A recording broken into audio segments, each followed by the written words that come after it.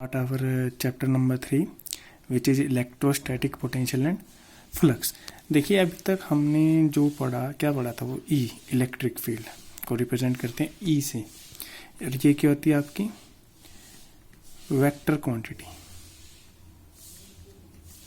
ठीक है, अब जो हम स्टडी करने जा रहे हैं इलेक्ट्रोस्टैटिक पोटेंशियल वी, ये क्या आपकी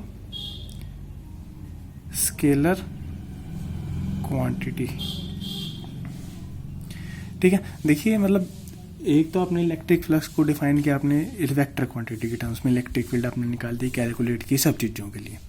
अब आप क्या चीज़ कैलकुलेट करोगे, वी, मतलब ये भी एक इलेक्ट्रिक फील्ड को ही रिप्रेजेंट कर रहा है एक टाइप से, बस जस्ट ये कि आपकी स्केलर क्वांटिटी है। ठीक है, तो ये चैप्टर आपका मोस्ट इंपॉर्टेंट चैप्टर है। इसमें से आपका 6 मार्क्स का क्वेश्चन आता है, 5 मार्क्स का क्वेश्चन आता है गोज लॉ में से। ठीक है, गोज लॉ में से इसको आने से पहले हमारे को थोड़ा सा चैप्टर का बेसिक पता होना चाहिए, वो करते हैं। तो आज का जो हमारा टॉपिक है वो है आपका इलेक्ट्रोस्टैटिक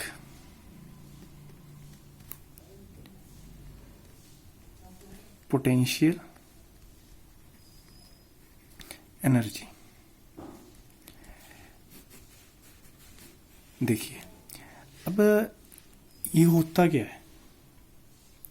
ठीक है, सपोज करो कि आपका ये एक पॉजिटिव चार्ज है यहाँ पड़ा है, और यहाँ से आप एक क्यू टेस्ट चार्ज है, ये पॉइंट ए है और ये पॉइंट बी है, ये पॉइंट का है जिस पे चार्ज पड़ा है, ये पॉइंट क्या है, ओ है। अब आपने ये पॉइंट चार्ज प्लस क्यू है जो ए पे पड़ा है, उसको आपने ए से उठा के आपने कहाँ लेके जाना है, बी तक लेके जाना है।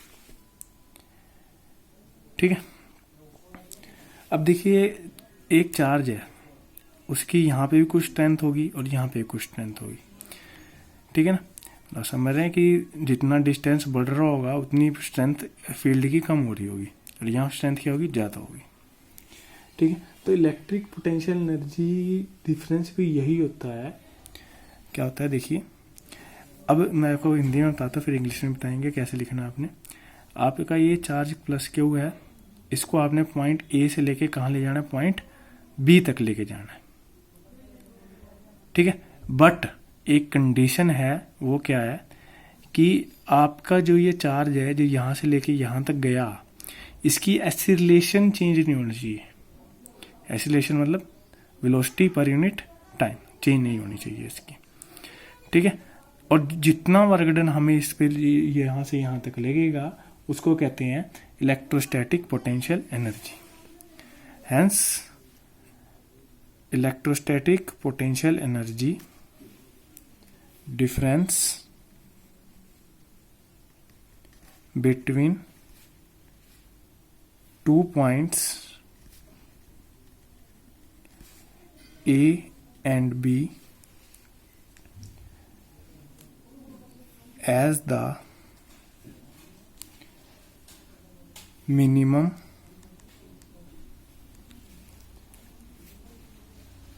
work required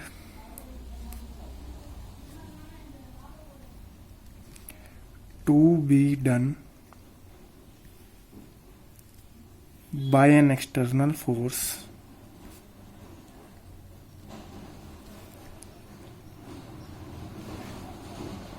in moving